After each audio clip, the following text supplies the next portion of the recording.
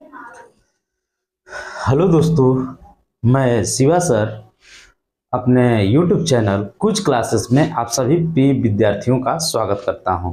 और हम लोग आज ALP का तीसरा सीरीज करने वाले हैं। ठीक है, तो आइए चलिए हम लोग क्वेश्चन को देखते हैं और करते हैं एनालिसिस। ठीक है, क्वेश्चन किस प्रकार से पूछे गए थे पेपर में। ठीक है, तो आइए देखते हैं। आज का हम लोग तीसरा पेपर है और आज का पहला क्वेश्चन। ठीक है, आज का पहला क्वेश्चन देखिए क्या है।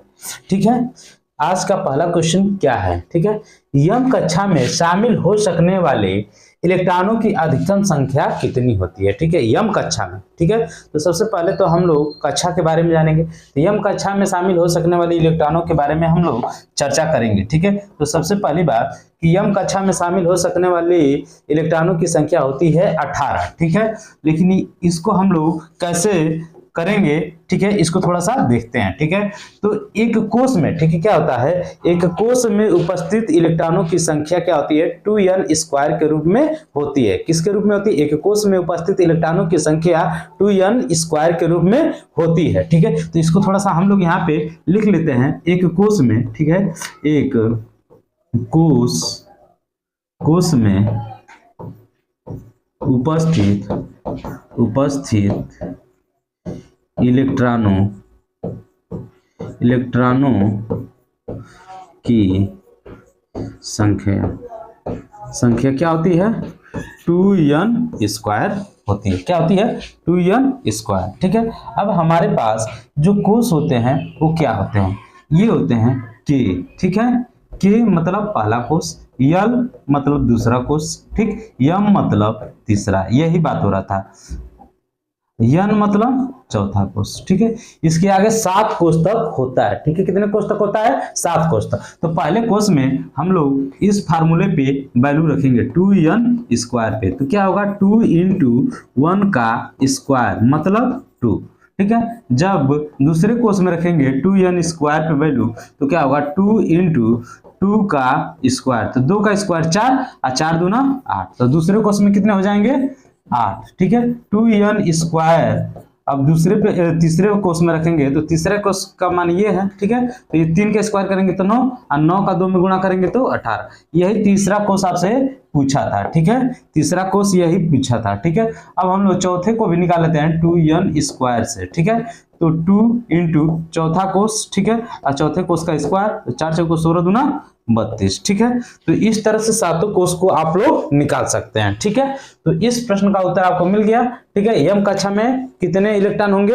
18 इलेक्ट्रॉन होंगे। ठीक है, हम लोग चलते हैं अगले प्रश्न की तरफ। ठीक है, अगला प्रश्न हम लोग का क्या है देखते हैं। ठीक है, ये भी एक अच्छा सा क्वेश्चन है, एग्जामों में कई बार पूछा भी गया है। ठीक है, अब देखते हैं स्वाद का पता लगाने के लिए अभिग्राहक को क्या कहते हैं। ठीक है, तो सबसे पहले तो यहाँ पे अभिग्राहक को आप सही कर लीजिए। ठीक है, अभिग्राहक। ठीक है, अभिग्राहक को सही कर लीजिए और उसके बाद से प्रश्न का उत्तर हम लोग देखते हैं। अभिग्राहक को क्या कहते हैं? तो अभिग्राहक को हम लोग रसवेदी अभिग्राहक कहते हैं। ठीक है, स्वाद का पता लगाने के लिए किससे पता लगाते हैं?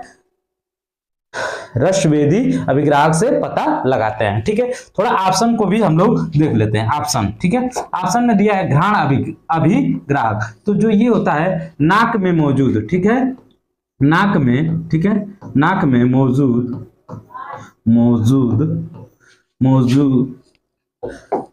ठीक है, नाक में मौजूद, ठीक है, नाक में मौजूद ये घ्राण रिसेप्टर होता है। ठीक है, घ्राण रिसेप्टर कहाँ होता है? नाक में मौजूद होता है। ये किसका पता लगाता है? गंध का पता लगाता है। ठीक है, गंध का पता लगाता है। ये घ्राण अभिग्राहक जो होता है ये नाक में मौजूद होता है और ये किसका पता लगाता है? तो गंध का पता लगाता है। ठीक है, तो अब देखते हैं हम लोग, इस प्रश्न का उत्तर मिल गया और दूसरे ऑप्शन को भी देख लिए। चलते हैं हम लोग अगले प्रश्न की तरफ। ठीक है, अगला प्रश्न हम लोग का क्या है? ठीक है, अगला प्रश्न, ठीक है, अगला प्रश्न हम लोग के पास ठीक है, क्या है कि सार्वभौमिक गुरुत्वाकर्षण नियतांक जी के मूल्य की खोज किसके द्वारा की गई। तो जो ये सार्वत्रिक गुरुत्वाकर्षण नियतांक था, ठीक है, इसकी खोज हेनरी कैवेंडिश के द्वारा की गई। ठीक है, हेनरी कैवेंडिश ने हाइड्रोजन तत्व की भी खोज की थी। ठीक है, इन्होंने सार्वभौमिक गुरुत्वाकर्षण का मान निकाला था 6.67 इंटू 10⁻⁻11 न्यूटन मीटर स्क्वायर प्रति केजी स्क्वायर बताया था। ठीक है, अब देखिए यहाँ पे एक शब्द आया है एंटोनियो, अभी थोड़ा सा इसको देख लेते हैं। ये आइजक न्यूटन आइजक न्यूटन ने ये सार्वभौमिक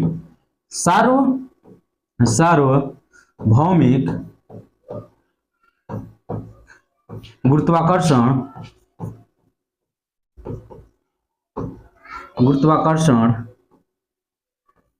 नियम की खोज की थी।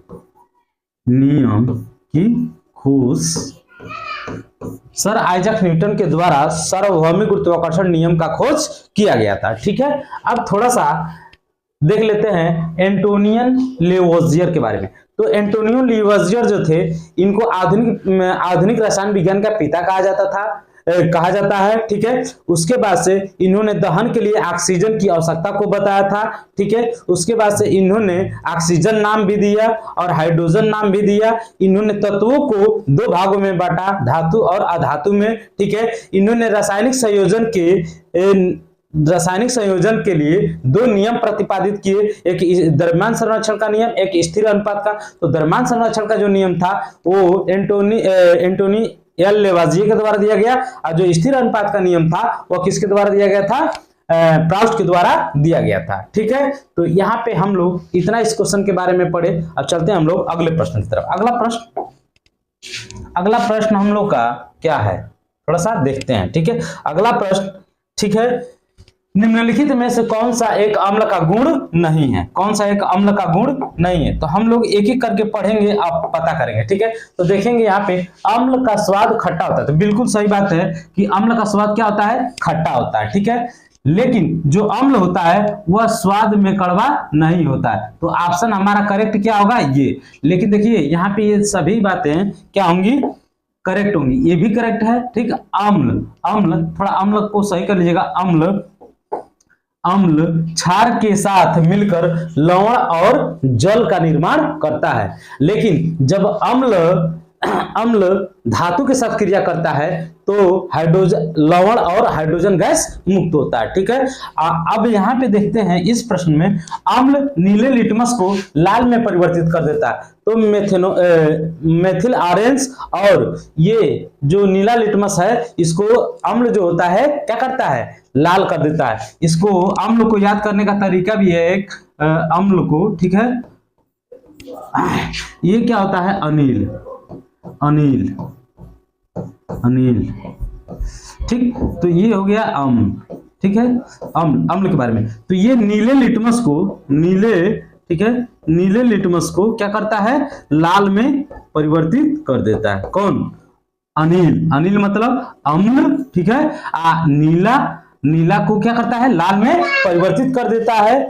तो ये क्या होता है? अम्ल नीले लिटमस को लाल में परिवर्तित कर देता है। ठीक है, तो यहाँ पे ये समझ में आ गया। अब यहाँ पे थोड़ा सा अम्ल जो शब्द आया है इसके बारे में हम लोग चर्चा कर लेते हैं। ठीक है, यहाँ पे, ठीक है,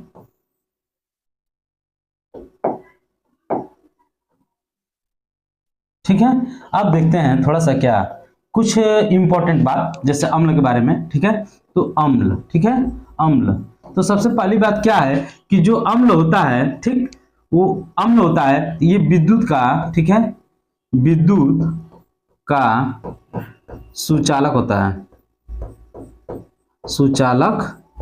ठीक है, जो अम्ल होता है इसका पीएच मान, ठीक है, 0 से 6.9 तक होता है। ठीक है, ठीक है, अम्ल जो होता है, ठीक है, अम्ल प्लस क्या? धातु, अम्ल और धातु का क्रिया होता है तो लवण प्लस H2 गैस बाहर निकलती है। ठीक है, उसके बाद से क्या होता है कि अम्ल प्लस क्षार का क्रिया होता है तो लवण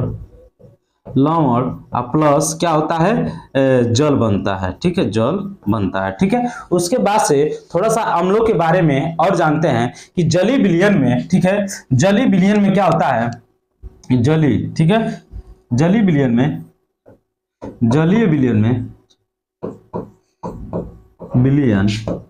विलयन में H प्लस आयन देता है। यह सिद्धांत किसका था, तो आर्हेनियस के द्वारा ये दिया गया था। ठीक है, उसके बाद से क्या होता है कि अम्ल प्रोटॉन दाता होता है। यह किसका है, ब्रॉस्टेड-लारी। ठीक, अम्ल जो होता है, अम्ल क्या होता है, प्रोटॉन दाता होता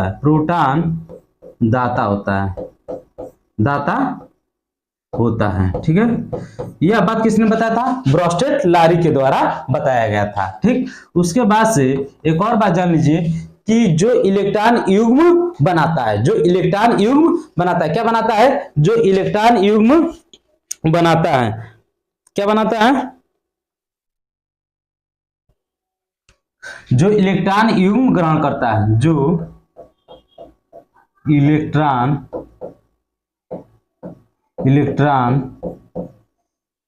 ठीक है, इलेक्ट्रॉन युग्म ग्रहण करता है। ठीक है, यह देखिए अम्ल के बारे में कुछ परिभाषाएं दी गई थी, जिसमें जलीय विलयन में H प्लस आयन देता है तो यह आर्हेनियस के द्वारा दिया गया था।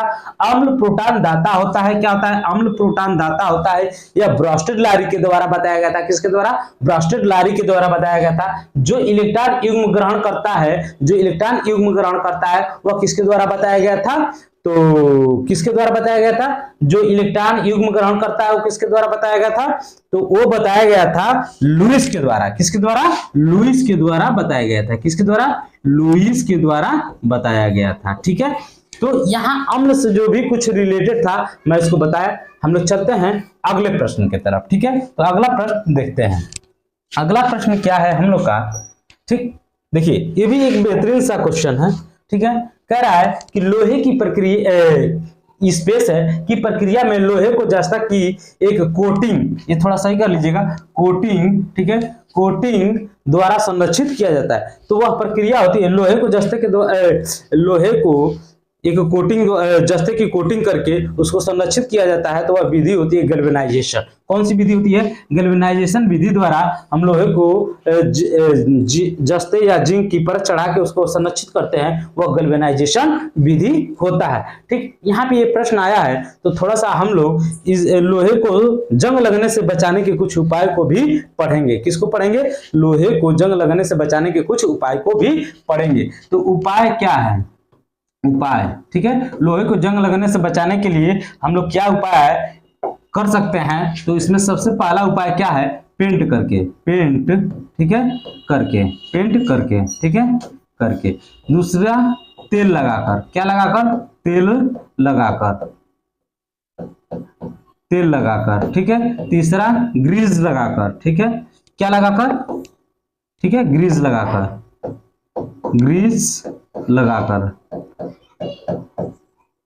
ठीक। उसके बाद से चौथा गैल्वेनाइजेशन द्वारा,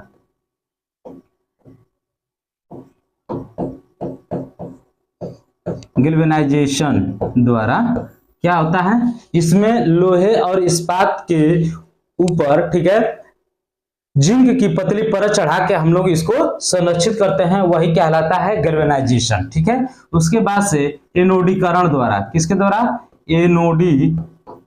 एनोडीकरण द्वारा भी हम लोग करते हैं। उसके बाद से क्या होता है कि मिश्र धातु बनाकर लोहे को हम लोग क्या कर सकते हैं, मिश्र धातु बनाकर लोहे को उस पर जंग लगने से क्या किया जाए, बचाया जा सकता है। मिश्र धातु बनाकर लोहे को जंग लगने से बचाया भी जा सकता है, ये भी इसका एक उपाय है, ठीक है। अब थोड़ा सा इस प्रश्न का उत्तर देख सकते हैं। गैल्वेनाइजेशन विधि द्वारा इसको क्या किया जाता है, लोहे को जंग लगने से बचाया जाता है, मतलब लोहे की जस्ता की एक कोटिंग द्वारा संरक्षित किया जाता है, ठीक है। तो अब हम लोग चलते हैं अगले प्रश्न की तरफ। अगला प्रश्न देखते हैं क्या है। यहाँ पे देखते हैं ये प्रश्न क्या कह रहा है। ठीक है, ये प्रश्न है कि जब हम आवधिक तालिका में तालिका के समूह में नीचे जाते हैं तो क्या होता है। तो यहाँ पे क्या होता है कि सेलों की संख्या बढ़ जाती है। किसकी संख्या बढ़ जाती है? सेलों। ठीक है, सेलों की संख्या बढ़ जाती है, सेलों की संख्या बढ़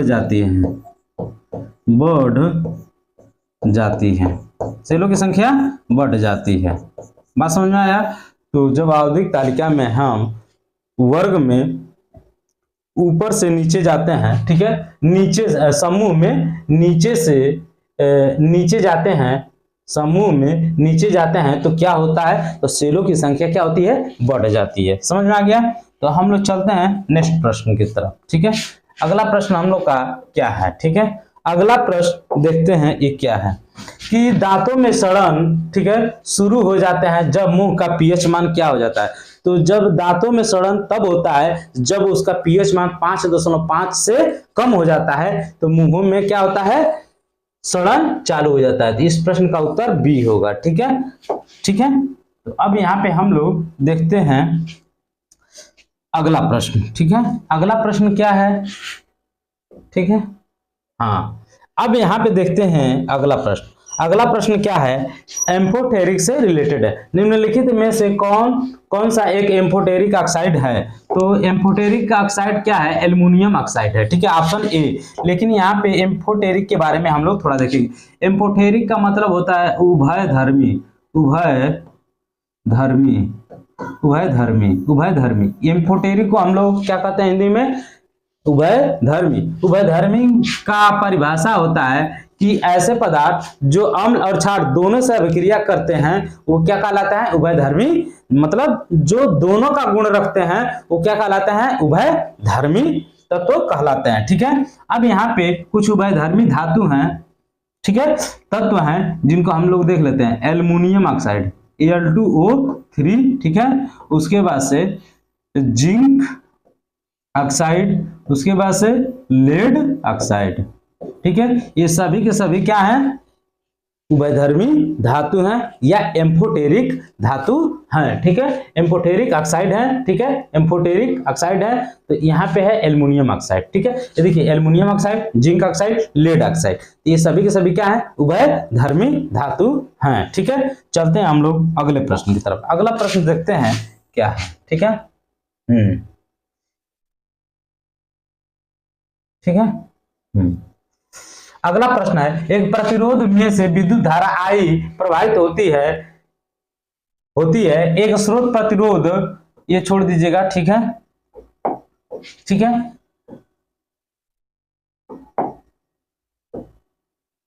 में V का विभवांतर बनाए रखता है। समय t में स्रोतों द्वारा आपूर्ति की गई ऊर्जा की मात्रा कितनी होगी? तो इस प्रश्न का उत्तर देखते हैं यहाँ पे VIT होगा। ठीक है, नेक्स्ट प्रश्न। ठीक है, अगला प्रश्न। ठीक है, अगला प्रश्न देखते हैं क्या है। ठीक है, कह रहा है एल्कोहल का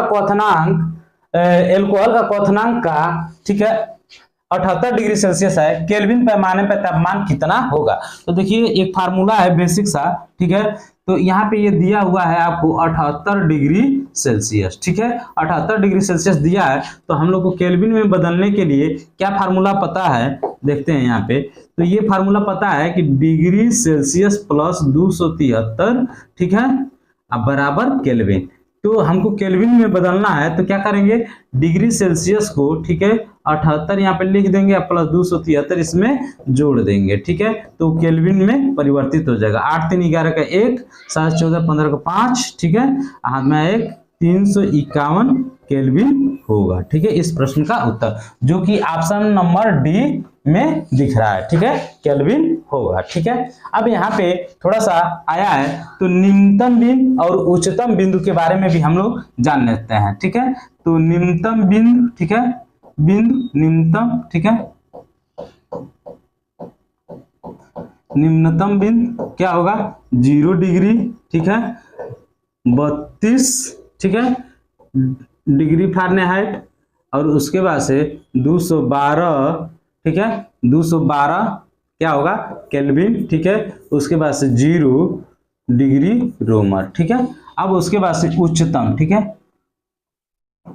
उच्चतम बिंदु, ठीक है, उच्चतम बिंदु, उच्चतम बिंदु, उच्चतम बिंदु क्या होगा, ये 100 डिग्री सेल्सियस, ये 32, तो ये कितना होगा 32 डिग्री। हाँ, तो यहाँ पे हम लोग थोड़ा सा देख रहे थे उच्चतम बिंदु, ठीक है, तो 100 डिग्री सेल्सियस और यहाँ पे होगा 212 डिग्री फारेनहाइट, और उसके बाद से यहाँ पे थोड़ा गलत हो गया था, इसको हम लोग करेक्ट कर लिए हैं 273 केल्विन, तो ये हो जाएगा 373 केल्विन, ठीक है। और उसके बाद से यहाँ पे 80 डिग्री रोमर, ठीक है। तो अब यहाँ पे यही न्यूनतम बिंदु को हम लोग हिमांक भी बोलते हैं, क्या बोलते हैं, हिमांक भी बोलते हैं, क्या बोलते हैं, हिमांक, इसको क्वथनांक, क्वथनांक बोलते हैं, क्या बोलते हैं, क्वथनांक भी बोलते हैं, ठीक है। क्वथनांक, ये हिमांक, ठीक है, हिमांक, ये समझ में आ गया। न्यूनतम बिंदु 0 डिग्री सेल्सियस, 32 डिग्री फारेनहाइट, ठीक है, 273 केल्विन, 0 डिग्री रोमर, ठीक है, 100 डिग्री सेल्सियस। अब उच्चतम बिंदु 100 degree Celsius, 212 degree Fahrenheit, 373 Kelvin, 80 degree Romer, ठीक है। अब यहाँ पे थोड़ा सा एक इंपॉर्टेंट क्वेश्चन है जो एग्जाम में कई बार पूछ लिया गया है, जैसे मानव शरीर का तापमान, ठीक है, मानव शरीर का तापमान, मानव शरीर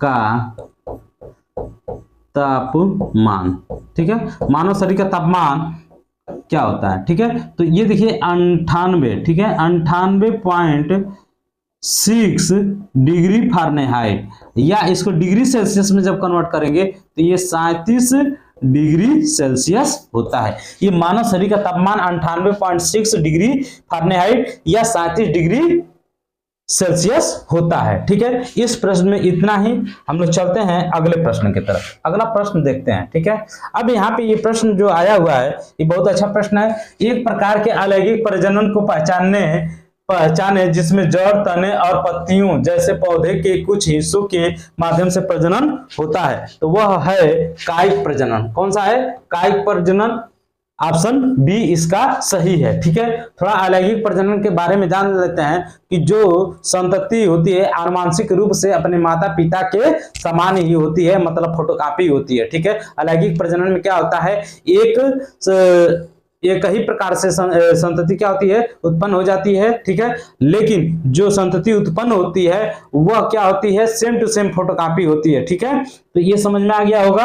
अब हम लोग चलते हैं नेक्स्ट प्रश्न की तरफ। अगला प्रश्न देखते हैं क्या है, ठीक है। यहाँ पे ये देखते हैं, इस प्रश्न को थोड़ा देखते हैं। इस प्रश्न में क्या कर रहा है, अपने बाएं हाथ में पेन को पकड़कर एक व्यक्ति अपना प्रतिबिंब शीशे में देखता है, पेन दाएं हाथ में है, यह निम्न में से किस घटना के कारण होता है। तो यह घटना होती है पार्श्व वित्तुकर्मण, ठीक है। क्या होता है, पार्श्व वित्तुकर्मण। अब पार्श्व वित्तुकर्मण में क्या होता है, यह समतल दर्पण होता है। समतल दर्पण में आभासी, ठीक है, सीधा और क्या कैसा बनता है, वस्तु के समान प्रतिबिंब बनता है, ठीक है, ये होता है, ठीक है। चलते हैं नेक्स्ट प्रश्न की तरफ, ठीक है। अगला प्रश्न देखते हैं, ठीक है। ये प्रश्न भी एग्जाम में आया हुआ है, ठीक है, और कई सेटों में भी ये रिपीट हुआ है। तो इस प्रश्न का उत्तर हम लोग थोड़ा सा देखते हैं, समझने का प्रयास कीजिएगा, ठीक है। क्या है, यदि कंडक्टर का प्रतिरोध दोगुना हो जाता है तो विद्युत धारा आधी हो जाती है, यह किस कारण से होता है। तो यह किस कारण से होता है, I equal to V by R, ठीक है। तो यहाँ पे देखते हैं कि R इक्वल टू हम लोग को पता है कि V बाई आई होता है। अगर ये बढ़ेगा तो दूसरा व्युत्क्रम में क्या होता है, अगर ये बढ़ेगा तो ये घटेगा, अगर ये घटेगा, ठीक है, अगर ये घट रहा है, ठीक है, तो ये जो करंट होगा ये बढ़ेगा, ठीक है। तो यहाँ पे इसी स्टेटमेंट का उल्टा लिखा हुआ था, ठीक है। तो अगर यहाँ पे क्या कर रहा है, प्रतिरोध दुगुना हो रहा है, अगर प्रतिरोध दुगुना हो रहा है तो करंट क्या हो जाएगा, आधा हो जाएगा। समझ में आया, अगर ये रेजिस्टेंस अगर दुगुना है तो ये करंट कितना हो जाएगा, आधा हो जाएगा। वही चीज यहाँ से निकल के आया है। तो हम लोग मिलते हैं अगले सीरीज में, ठीक है। Thank you.